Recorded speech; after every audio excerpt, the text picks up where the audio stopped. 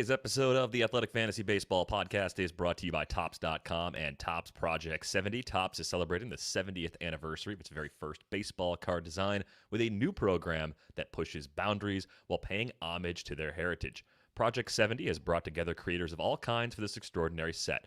Graphic designers, tattoo and graffiti artists, animators, illustrators, painters, and even a jeweler make up the artist roster, which includes names like Snoop Dogg, Action Bronson, Ben Baller, Jeff Staple, Tyson Beck, Alex Pardee, and more. Each artist will select their own MLB players and Topps designs from any year to craft a unique story. Ever want to know what Babe Ruth or Mickey Mantle would look like in a 1980s Topps design? Or how about Fernando Tatis Jr. in a classic template from the 1950s? Now you can. 3 new cards launch daily all year long on Topps.com and are only available for 70 hours before they're gone for good. And while you're there, be on the lookout for special cards.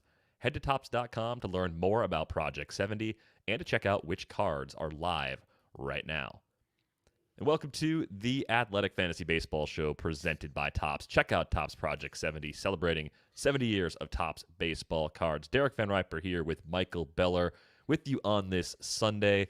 It's a decent week on the wire. There's a little bit of everything, but there's not an overwhelming amount of high-quality players to go after in most leagues. So if you are playing in like a 14-team mixed league or something deeper, there might be some shuffling to do. If you're playing in a 10-team league, this might not be the best week to turn things over overall. Maybe there's a couple surprising cuts in your league. And of course, as always, send us your questions if you're watching us live on YouTube. We're happy to answer those over the course of the show. But Beller, as we do most weeks, let's begin with the hitters. And I want to start with Brendan Rodgers, who I think of all the hitters we're talking about today, probably has the broadest appeal of all. Looking at the roster rates, he is available in 67% of CBS leagues. So for me, the question is now, are we looking at Brendan Rodgers as a viable option, as a middle infielder at least, in 12-team mixed leagues? I think we are. We always knew that he had a fair amount of talent. It was just a question of getting the reps at the major league level, staying healthy, getting a consistent shot at playing time. And he seems to be getting that, hitting in the top third of Colorado's order for the most part. The stats are there enough where you're looking at him, I think, in 12-team leagues. I think that's the perfect way to put it, the way you said it. He's a middle infield viable. That's really what you're looking at. You probably don't want to, if he's not crossing that second base threshold. We're not looking at him as a top 12 second baseman, obviously loose definitions. But when you throw in the middle infield designation as well, I do think that he qualifies there. And I wouldn't be surprised to see him stay there for the rest of the season, too. I think there's enough playing time here for him to take advantage of. So, yeah, I'm in on Brendan Rodgers in a 12-team league.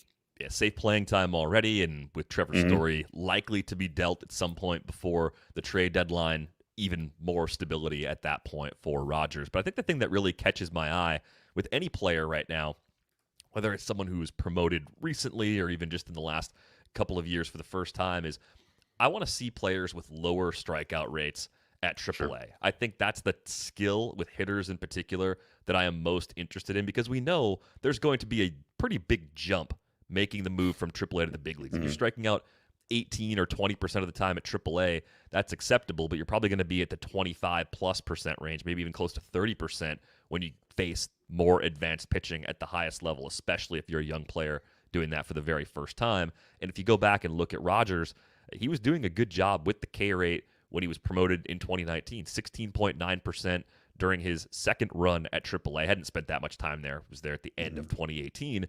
And that, to me, just translates a lot better than the skills of, say, maybe a Keston Hiura, as we've come to find out over the last couple of years, who's striking out at a high 20% clip, even though he was mashing at AAA when he came up. So I think, again, the lower K rate from Rodgers in the upper levels of the minor leagues gives me a lot of confidence in him, at least as a steady middle infielder, even in more shallow formats. And I think he is absolutely one of the better options out there. A couple of home runs on the road this week, too, which is always nice to see for any Colorado hitter leaving Coors Field. But let's talk about another bat that I think has some growing appeal, and that's Miguel Andújar. Yes.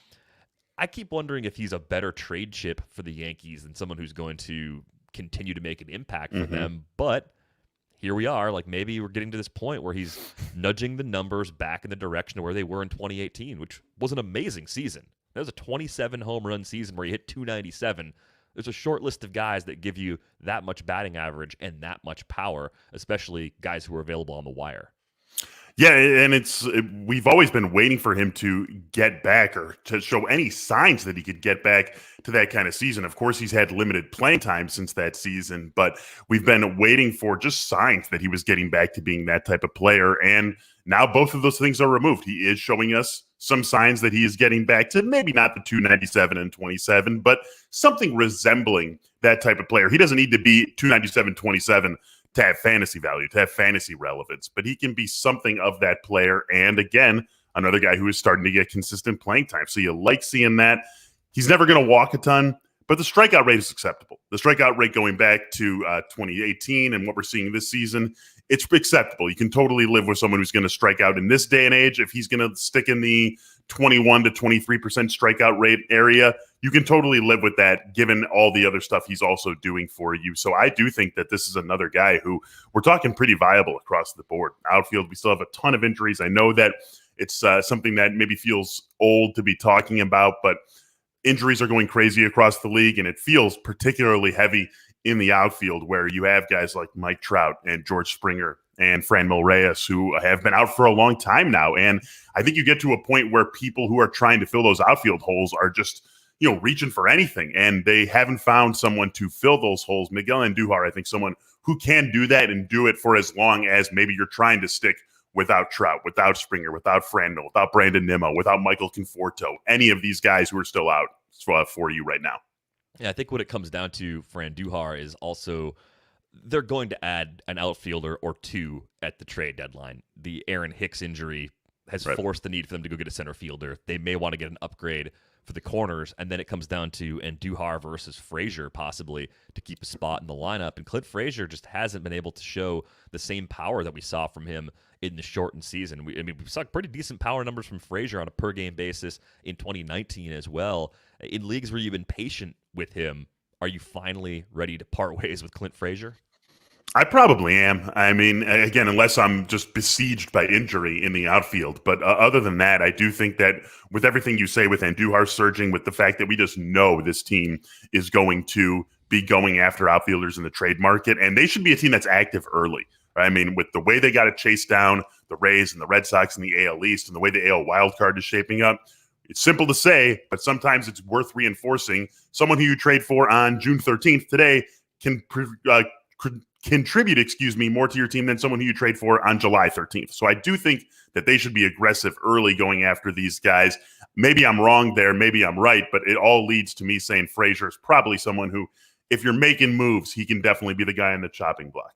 Yeah, it's kind of now or never for him to hit enough to keep that role into the second half. Let's talk about Isak Paredes. He is back up for the Tigers. It's going to take me a long time to getting used to pronouncing his name correctly. Everybody I know who spells their name that way is an Isaac, but it's Isak Paredes.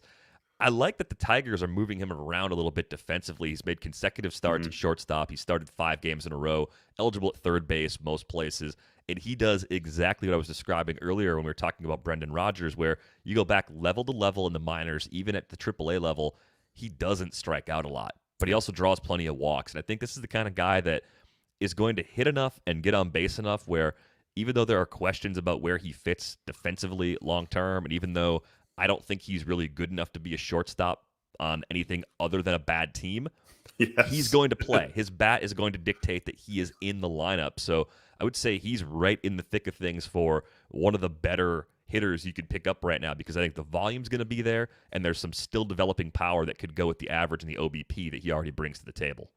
Agree with you across the board. 22 years old. This Detroit team has nothing to lose in getting Isak Paredes in the lineup as much as they can. And let's remember, too, that he was he came over to Detroit from the Cubs, and he was part of that when the Cubs had all those infield prospects, when Javi Baez was just getting up to the majors, when they shipped Gleyber Torres to the Yankees for Aroldis Chapman back in the World Series season. Obviously, he was not a prospect quite on the level of Javi and of Gleyber Torres, but he was part of that log jam of prospects that the Cubs had when those guys were coming up, when Chris Bryant was coming up, when Eloy Jimenez went over to the White Sox for Jose Quintana.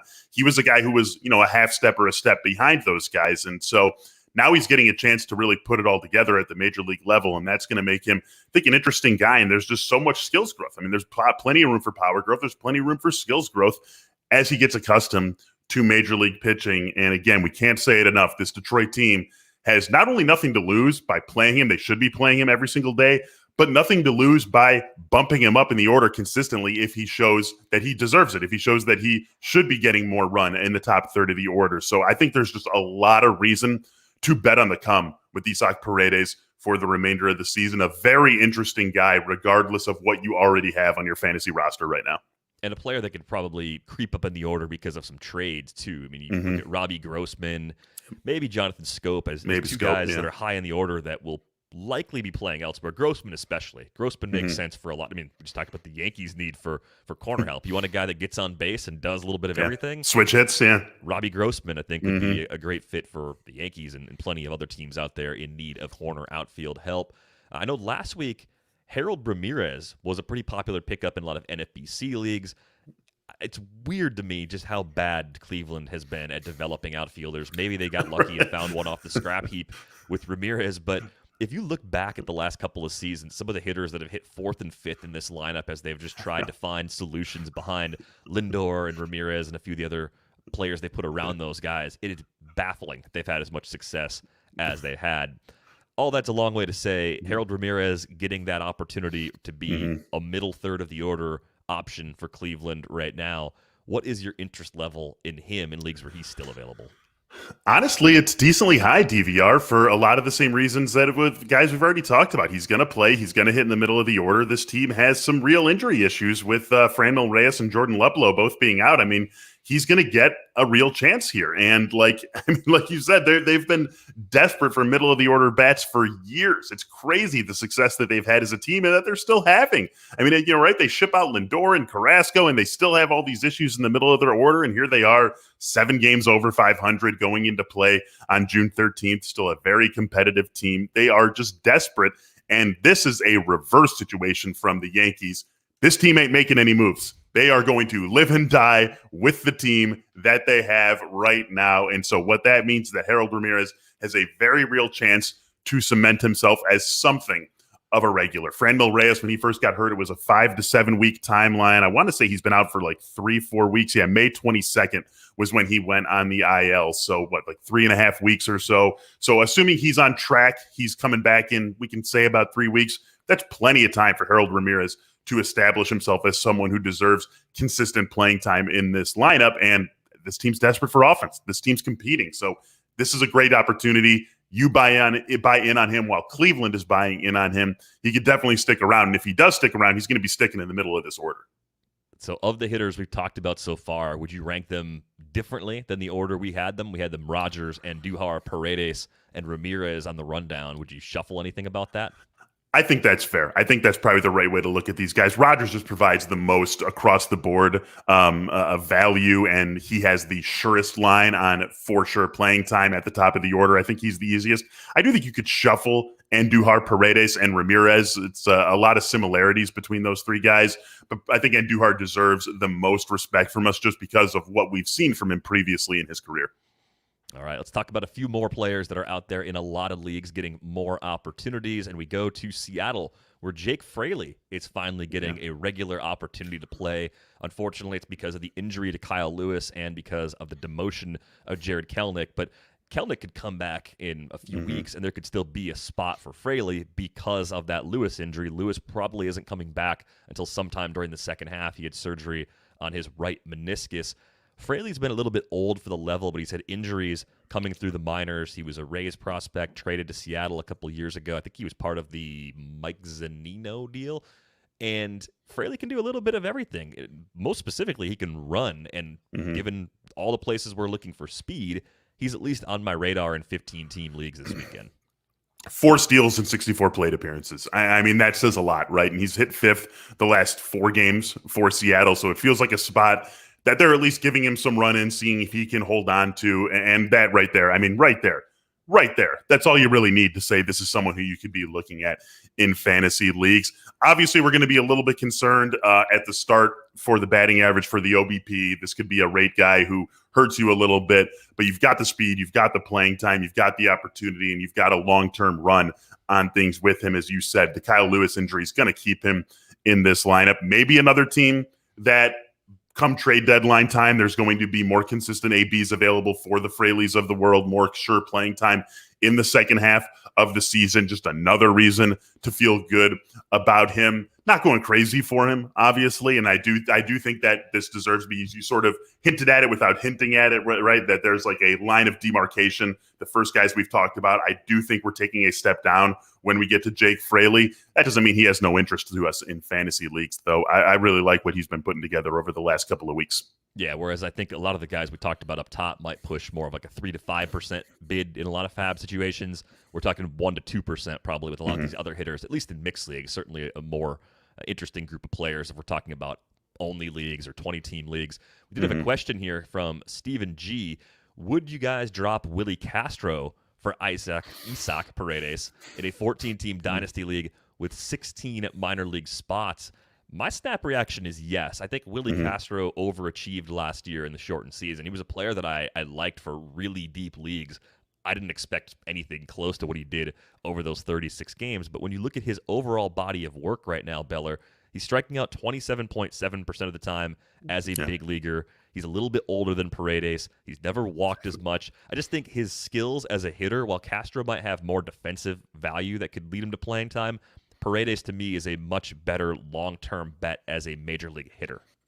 And that's what this is all about, right? When you're talking about the context that Steve puts this to us in, you're really thinking about who's got the long-term appeal to me as a hitter. I think it's pretty comfortably Paredes. Even if Castro ends up being the better real-life player because of the defensive skills that he has, I think Paredes just has a much higher ceiling as a fantasy hitter. So that's the direction I would go to. We're talking a lot about Tigers. Thanks a lot for that question, by the way, Steven. Send them our way. We'll get to more questions throughout the hour. Daz Cameron is up right now, and the Tigers have a few injuries in their outfield, but just like they're making changes in their infield, they're at the point now where they're saying, hey, maybe we don't need to play these guys who are 27, 28, 29, 30 years old. Let's start playing the younger guys and see if we have long-term options here. So Daz Cameron, I think, probably plays slightly less than Fraley for now, in part because Fraley's a left-handed hitter, Cameron's a righty, and I think we have to see the Tigers give up on Nomar Mazara, and they have to stop giving Eric Haas playing time as the DH. Like, Haas has to catch more. Mazara has to play less.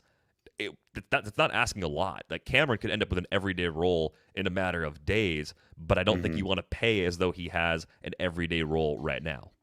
I think that's a fair way to put it. And I mean, with the Mazara playing time has to be them like just praying that he puts together a couple of decent weeks and they can move him, right? I mean, other than that, there's no reason for this team to be playing Nomar Mazara as consistently as it is. And so this is another guy who ultimately could have a lot of playing time open to him. If you look at Grossman getting moved, almost certainly, like we talked about, Scope could potentially get moved. I think Mazara is a guy who could get moved if he does put together a couple of decent weeks and, ends up being just a left-handed bat off the bench for a contending team. There's plenty of ways to have where we could be looking at a, Daz Cameron, Isak Paredes, Akil Baddoo, Willie Castro, Eric Haas, top of the order for this team in the second half of the season. And if that ends up being the case, then those guys who we're talking about here, Cameron, Paredes, become really interesting from the fantasy perspective because of the playing time and because of the volume that could be there. So I do think that Daz Cameron, mostly a volume play, keep things in check this week. As you said, we can't treat this as though he does have an everyday job. I'd be willing to bet by about the middle of July and certainly by the trade deadline that he does have an everyday job. Especially if he continues to improve as a hitter. I mean, I think the thing we saw during his brief time this year at AAA Toledo, he cut the K rate down to 17.6%. That was a career best at any level. A pretty significant improvement from when we last saw Cameron in 2019 at AAA. And I was among the people that thought he was only going to spend about a half season in Toledo 2 years ago. I thought he was going to debut for the Tigers simply because their outfield was terrible then, and they would want to go ahead and start getting a look at him. I know he had an issue where he was benched for a few games. I forget what exactly that was about, but it was just a disappointing season for him in 2019 at AAA. Showed power, showed speed, but at 214 with a 330 OBP because of a 28.8% K rate. Things certainly look like they're moving in the right direction for Cameron right now. Let's talk about Lamont Wade, now a member of the Giants and maybe getting a little more of an opportunity to play than I expected when they acquired him. Mm-hmm.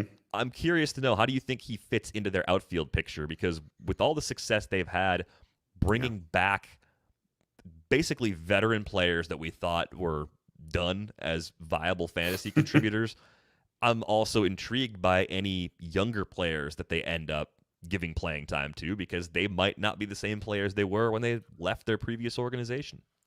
I mean, they're pushing all the right buttons this season. And I think really what you are concerned about with Wade is what happens when this team gets healthy, because they're going to get healthy eventually. And obviously some of these guys are still a little ways off, but Tommy La Stella, he's going to be back in the lineup eventually. Darren Ruff, he's going to be back in the lineup eventually. Alex Dickerson, he's coming back. So you start to get healthy and you wonder what's going to happen.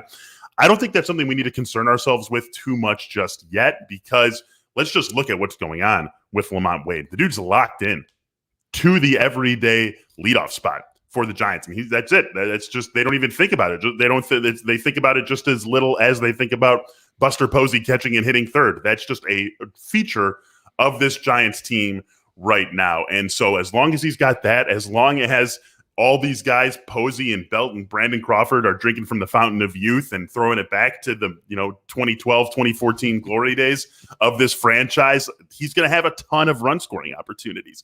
And Mike Yastrzemski, just off the IL, we should expect much better things from him going forward for the remainder of the season. So there's just a lot to like about what Lamont Wade can do for you right now. We have to understand that things could change as this team gets healthier and healthier, but we don't worry about that in this moment, especially considering what the bid's going to be. It's not going to have to be, below the field away to get him. Like, there's plenty of reason to get in on Lamont Wade at what the expected price should be as you're making your bids later today. Yeah, everything's really fluid in the San Francisco outfield in particular, because as good as Mike Yastrzemski's been, really going back to 2019, there's no certainty about Steven Duggar or Mike Tauchman. Alex Dickerson's down with a back injury again. There are several paths to play if Wade continues to hit, and entering play on Sunday, 9 consecutive starts, all atop the leadoff spot, as you mentioned. So really an interesting spot for him. I think I would actually probably look at Wade and Cameron and Fraley in the same group, but I could see the case for actually preferring Wade to the other two. I think that's what I would go with too. And another line on playing time, he was playing first when Brandon Belt was on the IL. Not a ton, but he's got that. He has shown the team that, you need an emergency first baseman. Brandon needs to sit down for a game, or we're going to an AL park. You want to DH him, get him off his legs. It's something he can do. And so that's just another way to get himself into the lineup. So a lot of good things happening with him. And I would say, give me him over those other guys. We're in the middle of June, DVR, and this team has the best record in the National League. We have to accept it. Somehow they've done it. This team is what it is. This team is what it showed us. Lamont Wade's going to have a lot of run scoring opportunity on top of this lineup. Playoff odds hanging above 50% for the Giants. Definitely not something I thought I'd be saying as we approach the middle of June. You said Lamont Wade can play a little first base. Apparently Jake Bauers can play first base, and I don't know if he can hit, but he's got a new opportunity in Seattle. I think this probably pushes Evan White to AAA once Evan White comes off the IL, because Evan White has been just unfortunately miserable as a big league hitter so far. So some time to push reset seems like a good idea for him. I don't see anything in Bauer's profile that gets me excited. He can get on base, but he doesn't hit the ball hard. Where are you rostering him? Is there any reason to be optimistic about him? I don't. With all due respect to the proud papa, Nando DeFino, I do not think there's any reason. You know what I think of when I think of Jake Bauers? I think of the movie from our childhood, Little Big League, and there was the prankster pitcher was named Bauers, his last name, and someone yelling up at him when he tries to drop a water balloon on his head, and that's the Jake Bauers experience. He's throwing water balloons out his hotel window at you from the moment you try to believe in him, and that's it. And that's Jake Bauers. So no, I'm not rostering him anywhere. I hope things go better for him in Seattle than they've gone for him at his previous stops, but I don't really think there's any reason to buy in until he proves to us there's a reason. Yeah, it's the year of the Nando, but I'm not on board with Jake Bauers coming through for Nando. Billy McKinney has a reasonably new team. He's been bouncing around throughout the season. He's a Met right now. He's having a nice week, so I figured we'd throw him into the mix. Has anything really changed, though, with Billy McKinney? No. Because as that team gets healthier, his role quickly disappears. Exactly. I mean, if you need some short-term outfield help and you can't get any of these other guys we've talked about, or your outfield situation isn't that dramatic where you want to spend 5% on Miguel Andújar and you're fine doing a min bid and getting Billy McKinney for some short-term help, totally cool. I understand it, but this team's going to get healthy. He's going to get pushed to a bench role, and that's going to be that for him in the fantasy world. Yeah, nothing new for me with Billy McKinney. Other player I want to talk about, though, is Ryan Jeffers. Good young catcher in Minnesota. Hasn't really done much yet this season, but with Mitch Garver's injury, the playing time is flowing right now for Jeffers. 2 catcher leagues only, I think, is where I have to draw the line, though, even though I think longer term we could be talking about a guy who's eventually a top 10 or top 12 player at his position. Yep, I'm totally with you there. Right now, he's a 2 catcher league sort of guy. Maybe we see a little bit more from him, and he puts himself on the radar in 1 catcher leagues as we get a little bit later in the season. If you're in a 1 catcher league, even though it's not the best position, it's not totally bereft of talent. You can probably do better than Jeffers right now. But with the line on playing time he has, with the pedigree or with the potential that he might have this season, he's definitely someone who you got to go after. Someone in a league can use Ryan Jeffers right now in all 2 catcher leagues. Yeah, that's the way I would say it works right now. Like a fringy top 30 sort of guy that, with the injuries and everything, plays in a decent number of 2 catcher leagues.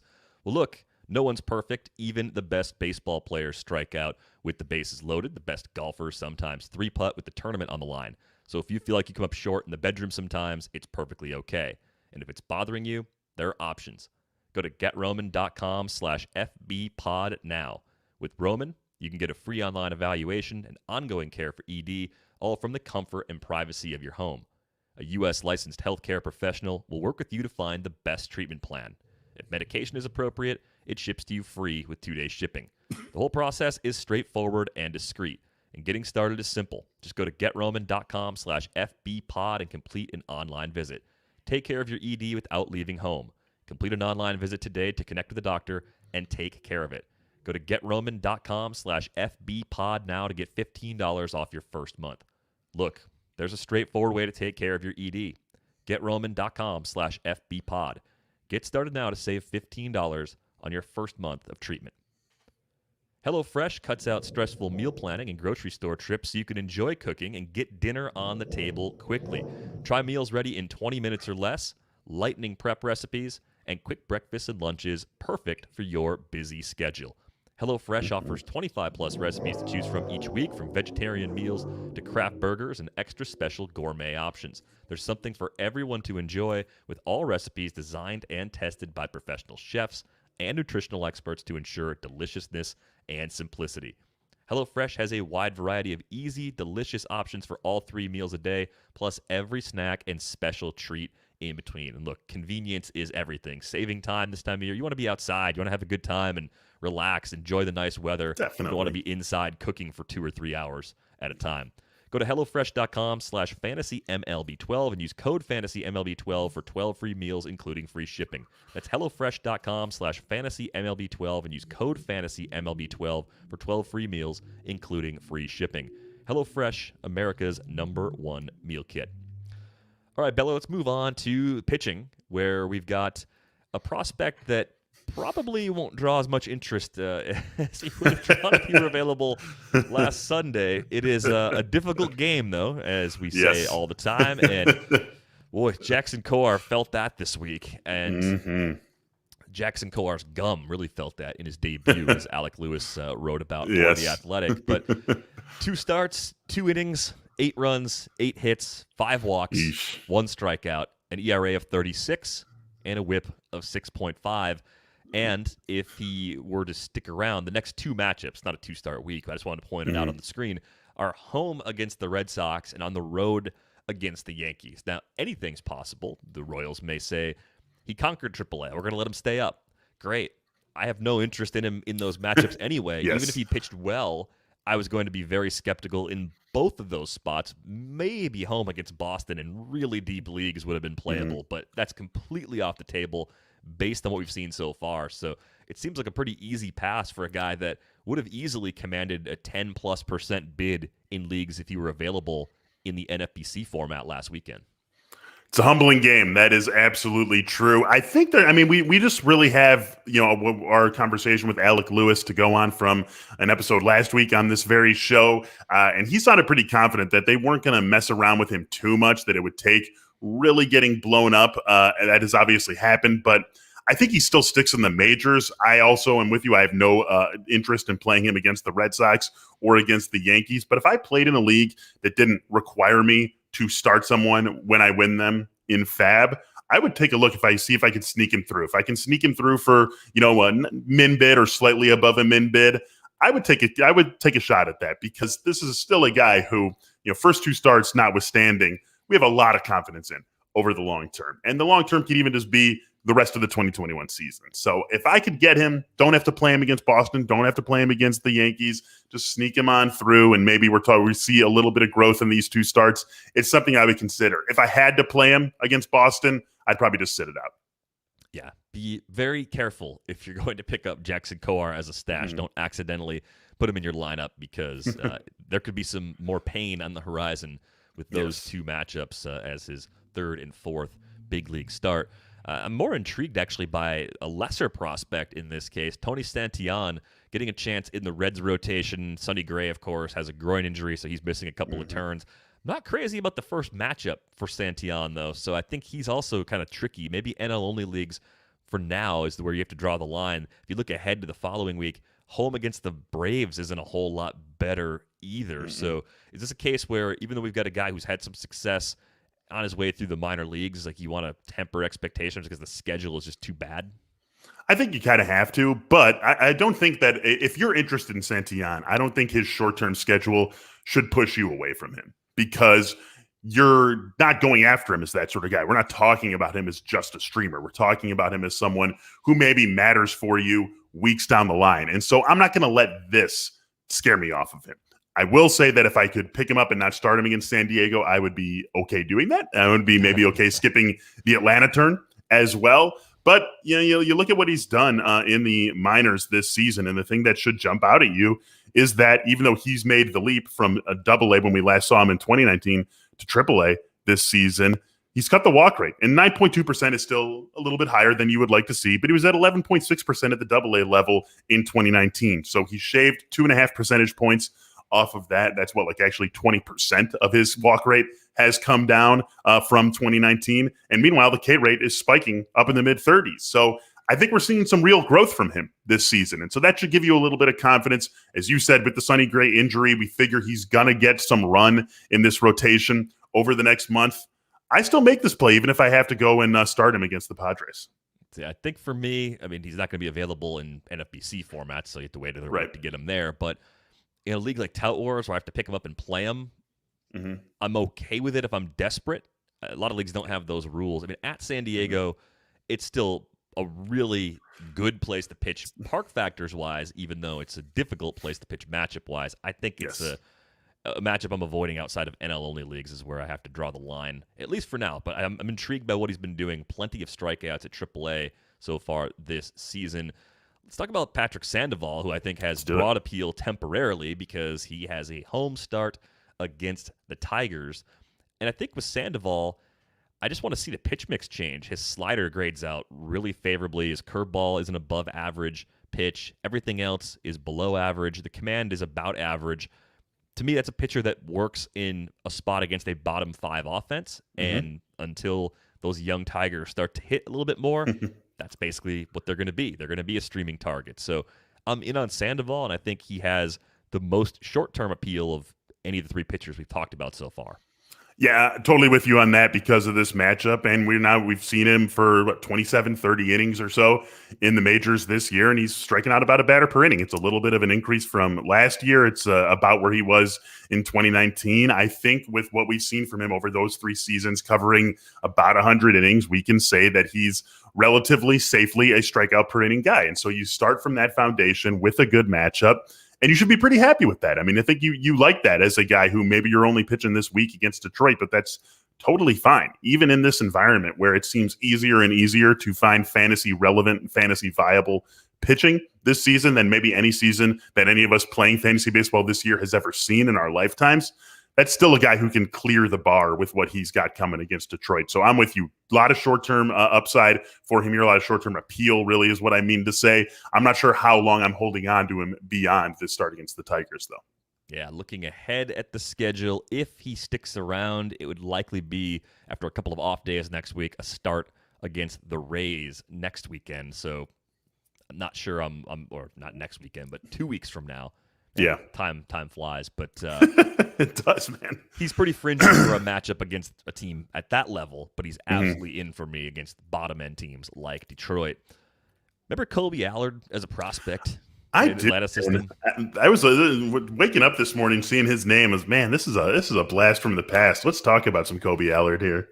Yeah, he looked kind of interesting after the Rangers acquired him from Atlanta a few seasons ago, and last year was a disaster. I mean, almost a strikeout per inning, but 20 walks, a 7.75 ERA, a 151 WHIP. So that probably led a lot of us to just say, yeah, okay, we don't want Kolby Allard around. But he's pitching really well. It's been a lot of relief appearances. He's made 13 appearances this season, 3 starts, but in 34 innings, 37 Ks, 9 walks, 4 home runs, so a little bit of a home run issue, but really good results. I mean, a 2.91 ERA, a 112 WHIP, and now he is in the rotation, and he just won against the Dodgers on Saturday. So 5 innings, back-to-back times out. We're not really looking at him as a guy that has overwhelming innings concerns, and he's done it.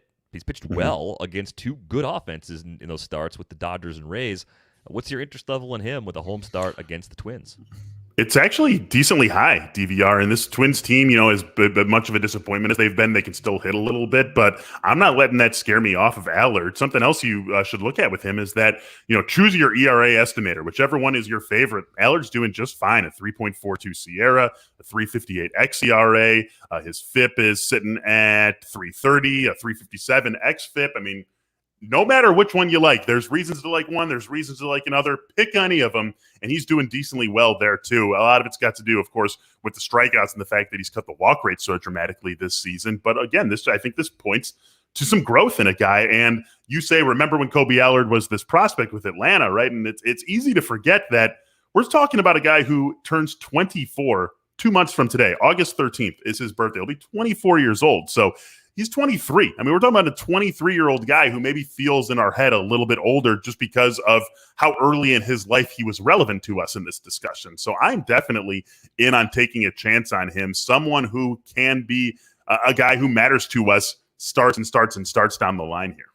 He's a command over stuff guy for sure. That's always been part of the story with Allard. The cutter that he's throwing right now is like his best pitch kind of by far, which is surprising because his curveball from a scouting report perspective was always supposed to be that out pitch that he was going to bring. The other question I guess that's related here is how much are you fearing the Twins offense right now? I mean, numbers wise, they're still productive as a group. I think a 106 WRC plus ties them for 6th in the league, striking out 23.4% of the time. Even though they, as a team, are not winning as much as we expected, they still look like a matchup that is above average in terms of difficulty for starting pitchers. Still one I'm afraid of. I mean, the problems with this team are in the rotation, really. Their offense isn't quite to the level that it's been in recent seasons, but you're still talking about, Polanco and Donaldson and Cruz, and Trevor Larnach's been hitting pretty well, Miguel Sano, Kirilloff. I mean, this is still going to be a scary matchup for any pitcher to go into. But I think Kolby Allard has earned the benefit of the doubt with what we've seen from him this season. So it's not my favorite spot to go claim him on waivers and throw him right into my lineup against. I would love for him to be facing Detroit or someone like that, but I'm not letting that scare me away from going after him and playing him this week.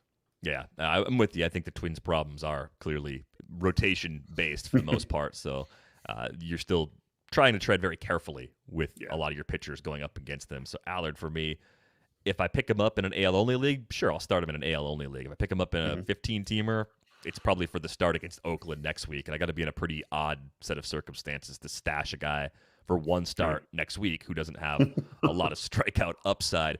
Another question came in here from Steve, another Steve G, a different Steve G. Jackson Kowar versus Patrick Corbin to stash and hope that it comes together. I mean, Patrick Corbin on your teams this year has been a miserable experience with a few little glimmers of hope. that are just enough to get you to keep activating him more than you probably should. And I don't know where to go with this one. Like I have this situation in the league where I could probably go get Kowar and drop Corbin to get him. I need the innings right now in that league, so I'm more inclined to say Corbin is safer in that regard, even though Kowar pretty clearly has the higher ceiling of the two. Definitely the higher ceiling, but I feel like if you're really hoping for things to come together for one of them, as bad as Corbin's been this season, I'm still going to take the guy with the tons of major league experience, the guy who's not going to get sent down. I'll still lean on him over the highly touted prospect who has been knocked around in his first 2 starts, who could also get knocked around in his next 2 starts, as we talked about. And I think there's a non-zero chance of Kowar getting run by Boston, getting lit up by the Yankees, and the Royals saying, you know what, maybe he as good as he was already, he could use a little bit more seasoning at the AAA level. So don't love it, but if you're just crossing your fingers and hoping one of them figures it out, Corbin would be the guy for me. Yeah, I'm Corbin over Kowar. I don't want to be. I mean, obviously, the keeper dynasty league, Kowar is the way, but I don't think that was the point of that particular question. Let's go to Brady Singer for a moment. Man, we're talking a lot about so many Royals today. Royals and Tigers. Yeah, it's the Royals and Tigers show here on the Athletic Fantasy Baseball Podcast. Come on, come all. Cranking up the ratings with a lot of Tigers and Royals talk and Mariners talk. Brady Singer gets the Tigers matchup, though, as well. And I would say compared to Patrick Sandoval, I mean, I like Sandoval a little more, but they're in the same tier in terms of my betting interest. Singer's probably more of a one-and-done guy for me. It's 2 pitches. I don't think he's ever going to be special over a prolonged stretch without a third pitch. I think that's going to have to develop. But I look ahead at the schedule beyond that. I mean, next week he's got the Yankees on the road. I'm not using him there. So he's on the roster against the Tigers. He's off the roster against the Yankees. Would you stream him in a league as small as like a 12-team mixer, though, if you're just desperate for wins and Ks? I would. I think I would because of the matchup here. I think you can go. You do have some pretty decent K and win upside getting him against the Tigers. I think an interesting thing to think about here, and I'm not even really sure where I go with this, is if you're talking about a guy like this, a guy who you know is one and done for you, there's not a chance you are keeping him next week against the Yankees. And even if it wasn't the Yankees, it's more that he needs a Tigers matchup to be relevant to you. How much are you willing to go for a guy like that? Because there has to be a point where you say, if someone outbids me, so be it, no matter how much I love the matchup. Yeah, I think it's, if I have a $1,000 budget on a guy like Singer, it's like $11, $12. Yeah. It's not a lot. Yeah.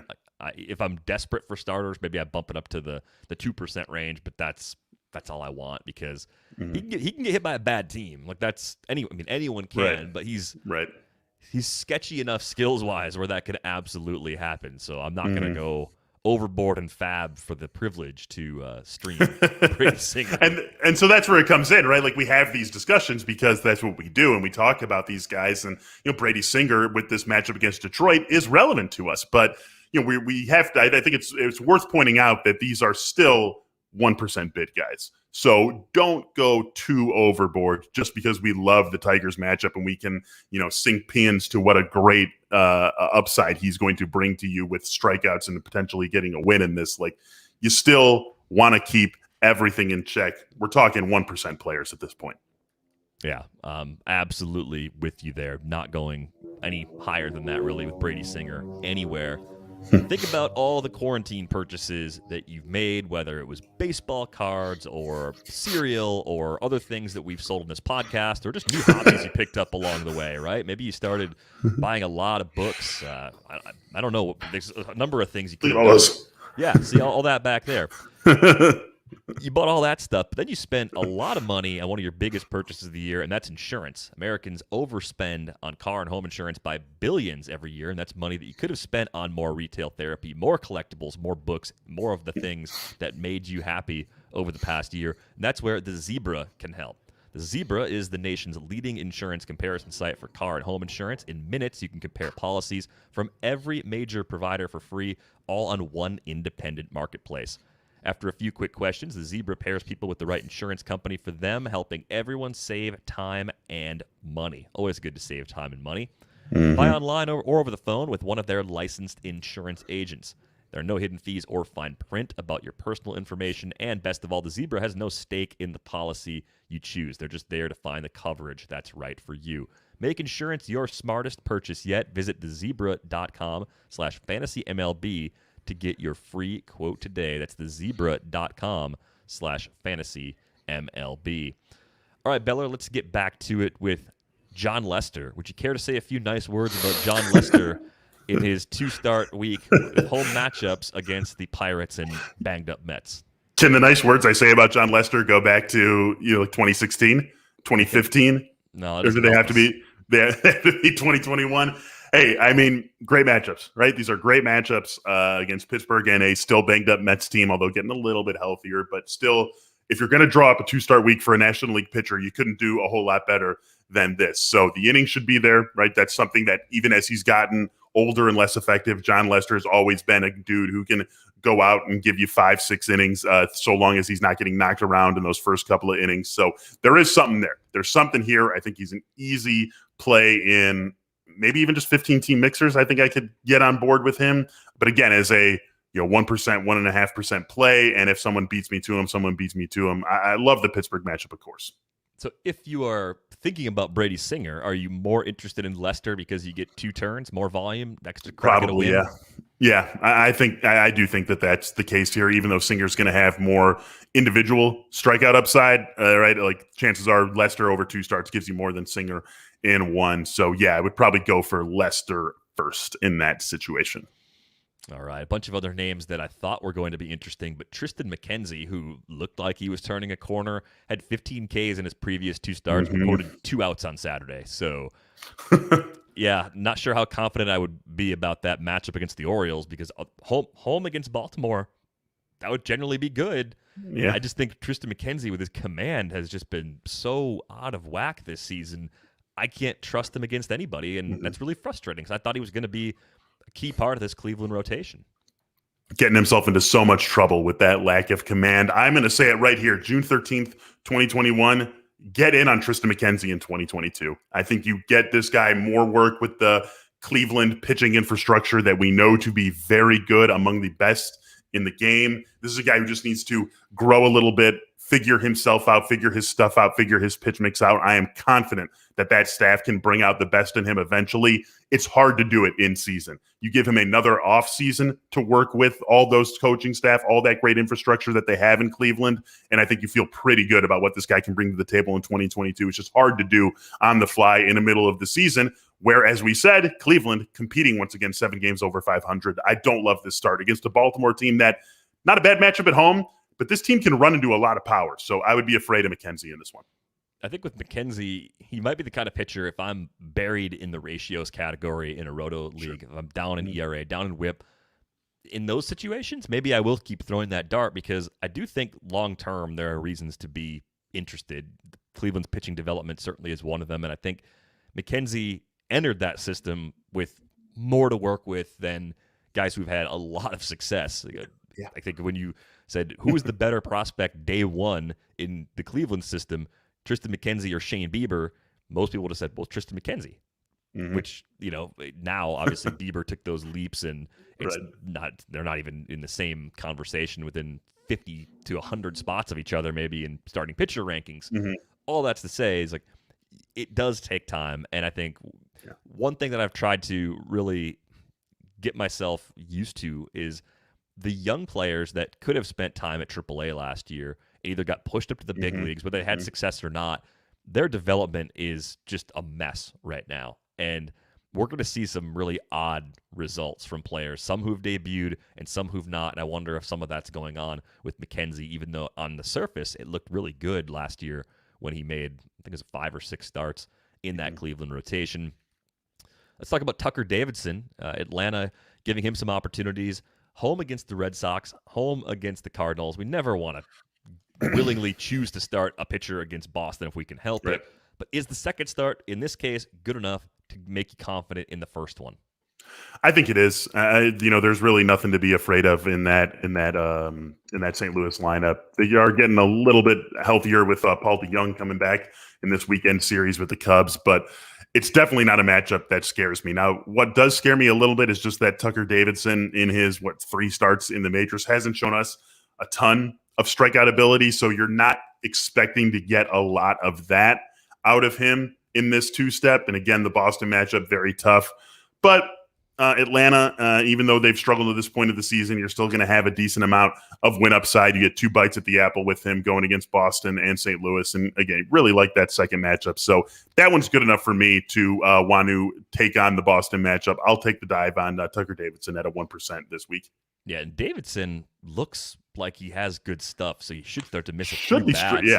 Yeah. The fastball is nothing special, but everything else, the secondaries actually look pretty good, and the command's not bad either. So I'm actually somewhat long-term encouraged by what he could do, even though the initial returns in that strikeout department have been light. I mentioned Tristan Mckenzie only getting 2 outs in a start. He wasn't the only Cleveland pitcher to do that in the past week. Giancarlo Mejia did that as well, and he's lined up for 2 turns. He gets the home start against Baltimore and a road start against Pittsburgh if he's in the rotation for both of those turns. 15 teamers for a buck? Yeah. 15 teamers for a buck, definitely. I mean, again, that Baltimore they've got power in that lineup. So you could have a bad night, you could walk a few dudes, and suddenly you give up a 3-run homer to Trey Mancini and a 2-run homer to DJ Stewart, and what should have been a decent matchup blows up in your face. So that worries me a little bit about Baltimore. Pittsburgh, I have no concerns about them homering me to death. But this is still a very nice 2-step for him. And again, I don't mean to keep saying it. This Cleveland team probably a little bit better than you think. Those are 2 that could easily be 10 innings, 10 strikeouts, a 3.6 ERA, a 1.2 WHIP, and 2 wins for Mejia. And so I do like taking a shot at him this weekend. All right, let's keep digging around at the bottom of the barrel. How about Sam Long, who honestly I had never even heard of prior to Fantasy Baseball in 15 on Friday when he was on the rundown. Started digging in a little bit, was surprised by the strikeouts. That was a very pleasant surprise. He could get 2 starts, kind of similar to that Mejia situation where innings and the confidence level in him making both of those starts is certainly not locked in, but not bad spots both being at Oracle Park with Arizona and Philadelphia visiting San Francisco. So what are you doing with Sam Long?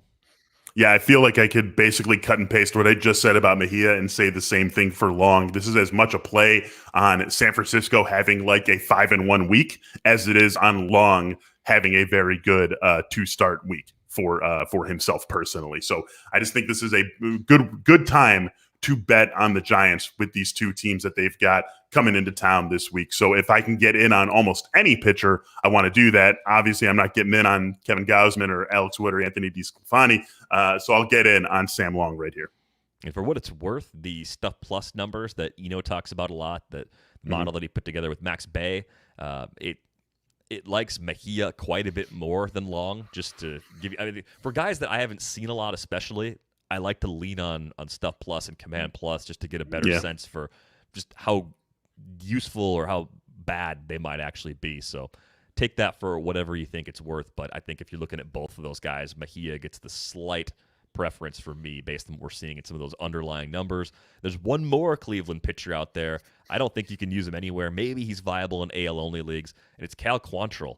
The slider's good, and the command is good, and there's really nothing else to get excited about right now. And I think it's strange looking at Cleveland, seeing some of the issues they've had. I mean, I know Zach Plesac had the freaky thumb injury, rigorously taking off his shirt. Is that how they describe the injury? How rigorous can you take off a shirt? I don't know. I mean, now we're getting into areas of Zach Plesac's personal life that I don't know if we want to tread into when you're thinking about it in that way. But strange stuff going on with that for sure. All right, this is too much information, but it's not terrible. I'm 6'2". I've taken off a shirt once with a ceiling fan over my head and clipped my hand on the ceiling fan because I forgot I was standing under a ceiling fan. Kind of my Liz Lemon's boyfriend moment, except I wasn't on a helicopter, so I'm okay. So I guess what I'm saying is I can accept being a little clumsy, taking a shirt off, because I've hit a ceiling fan taking a shirt off before. Yeah. The way they described it, though, it didn't sound like that's what happened. It sounded like he was very upset about something or in some kind of bizarre situation, and maybe could have been an amorous situation that he was in DVR and just getting excited. Often is. These mystery injuries, I think, have a lean like that. All that to be said, Cal Quantrill. Cal Quantrill. Probably not. I'm probably not jumping in on him here. I'm with you on that. Yeah, it's the innings. Like 2 innings last time out against St. Louis. They give him 2 starts. He's basically starting a bullpen game. So AL only innings like against good matchups. That's about all you're going to get, I think, from him. A couple relievers to think about. I think we talked about Paul Frye. Was that 2 weeks ago or 3 weeks ago now? Because they decided that Cesar Valdez wasn't going to close anymore, which, all right, so you need a righty earlier in the game. Paul Frye looks like the kind of guy that's going to be in someone else's bullpen in the next 4 to 5 weeks because he's been excellent so far this year. How about a 34-11 strikeout to walk ratio, an ERA under 2, a whip just above 1? I think you could throw him in your lineup for the next month and maybe get 4 or 5 saves, but that's about all you're going to get before he's pitching the 7th inning for a contender. And that assumes that he gets all of Baltimore's save opportunities, which is, maybe somewhat safe. Maybe he gets 80% and, Cole Sulser gets the occasional opportunity for this team, but he's the best reliever on this team. And so I wouldn't be surprised to see him get the majority. And as you said, right, I mean, let's audition him. Let's see what we can get. Let's drive up the price of Paul Frye, of Cole Sulser. I mean, we should be seeing a lot of these Baltimore relievers as they try to move these guys out of town and get what they can for him. So I think Paul Frye is a nice guy to take a look at this weekend, as you said, before he ultimately is setting up for a contender. Maybe you missed out on Paul Frye and he was already scooped up in your league. Well, there's a new Paul Frye, sort of. Jose Cisnero, I think it's partially because of the Michael Fulmer injury. The Tigers have been rolling with a committee for pretty much the entire season so far. What's your interest level in Cisnero? Is he AL only leagues only, or do you think about him as a very deep mixed league option too? Yeah, I think he's a deep mixed league option. I think just because of the fact that he could be the guy getting the bulk of the save opportunities with Fulmer out, and then he'll eventually get moved also if he pitches well enough. But this is how we treat saves. I think all these guys that we talk about, Paul Frye, no offense to these guys, Jose Cisnero, is a great argument for save holds, something I have come to embrace over the last few seasons, and we can have a discussion about why holds are maybe the worst stat in the world, which I would admit, but I think there's a lot of value in having holds as part of a fantasy league because of the way it reverse engineers fantasy value for the best relievers. That's basically my elevator pitch on save holds. But with all that said, I think we should take a shot on Cisnero being the guy who handles the 9th inning for Detroit for the most part until we see Fulmer back on the mound for this team. And so right there, that gives him fantasy value. That imbues him with some sort of fantasy value across the board. So speaking as someone who spent a bunch on Michael Fulmer in Tout Wars only to see him go on the IL like 2 days later, could see myself getting in on Cisnero a little later today.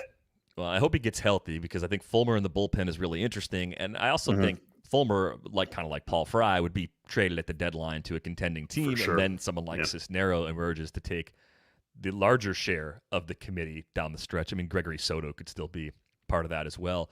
I think the saves plus holds thing, it's kind of like the Jim Gaffigan joke about shampoo and conditioner, where people were washing their hair too often, so then conditioner had to be invented to offset that. So instead of like taking something and just making it less valuable like saves, we just add something to it. It's like, well, this is bad too. We don't need both of these things. Let's just make saves less valuable somehow. Maybe put half the weight on the category or do something on the back end like that. But that works. But the thing I like about holds is that the way the game has gone, right? We have all these. I'll take the Cubs as an easy example. Like, look at what a great, legitimately great season, as we define great seasons in 2021 for relief pitchers, that you're seeing from Ryan Tepera and Andrew Chafin and guys like that. And they have true real life value that is not at all reflected in the fantasy game unless you throw holds in. Holds are the worst stat in professional sports. I don't care what sport you want to talk about. Holds are terrible. But by valuing them, they force us to put some value in Andrew Chafin, who has been very important to the Cubs, in Ryan Tepera, who has been very important to the Cubs, and a guy like Giovanni Gallegos, who has been awesome. One of the best relief pitchers in the league this year for the Cardinals, who just doesn't have a ton of value unless holds count. So that's why I like him. That's why I like him in the fantasy world, even though I hate them in real life. Yeah, maybe we make up a better version of holds and go with that. Or one other thought I just had was, what if we had so we have innings requirements in leagues, right? You got to get to 900 or 1,000 innings in a lot of leagues. That's usually more like a mono league thing, so you don't just go 9 relievers. But what if you had a set number of innings you had to reach that came from relievers? You know, and you structured it where it's like you're going to have to use 3 relievers to get to, or maybe even 4. It's a nice thought to get to that number. So if you get saves, like you can still have saves as a category, but it's pushing you to use those other relievers that are going to help your ratios and help your Ks, and it's just forcing you to solve a different problem. Again, without taking a stat that I think you and I both hate and making that a part of our game, because what's going to happen is we're going to add that, and we're going to get to use those relievers we want, and then we're going to hate the fact that holds are so stupid 3 or 4 years from now, and we're just going to change it again. So we should just change it and fix it the first time the right way, and not have to fix it twice. That's a creative way to do it. I like that. Or you could like force people to build a real life staff where you were limited to having 5 starters, where you could have 9 pitchers, but only 5 of them can be starting pitchers, something like that too. Yeah, and people out there listening are like, well, there's a bunch of leagues that require to use RPs, and it's like, I think the only issue I have with that is once guys start a game and relieve a game in a lot of formats, they become eligible as both, and you can just game that system. So we're close, but I don't want to commit to holds as the thing that makes more relievers valuable, because I hate holds so much. It's fair. Well, we have to go, but before we go, I should say you can subscribe to The Athletic for $3.99 a month to start at theathletic.com/fantasybaseball podcast. All the articles we write, including Scott Engel's waiver wire piece that goes up each and every week. Got my minor league piece that just went up, I think, yesterday. I filed it yesterday. I didn't even look to see if it was up yet. Funston, get on it, buddy. I think Funston got it out there. Eno stuff, Al's weekly planner, all that stuff, all available $3.99 a month to start at theathletic.com/fantasybaseball podcast. Plus, fantasy football season just around the corner. And if you're into soccer, the Euro 2020, which got, of course, delayed last year, that's going on right now. Our coverage for that is outstanding as well. On Twitter, he's at MBeller. I am at Derek Van Riper. That is going to wrap things up for this episode of the Athletic Fantasy Baseball Show. Under the Radar is back on Tuesday.